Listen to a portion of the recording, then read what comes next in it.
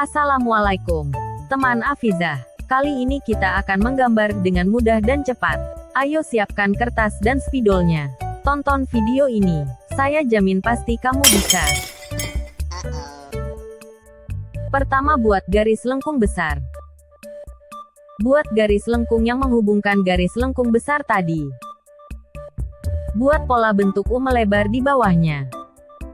Beri 4 pola oval di atasnya. Gambar sudah jadi.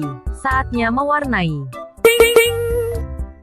Jingga muda, jingga tua, merah, abu-abu, ungu. Ini hasil menggambar dan mewarnaiku. Bagaimana hasil gambarmu?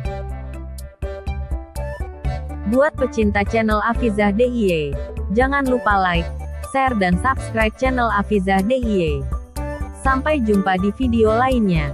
Bye-bye.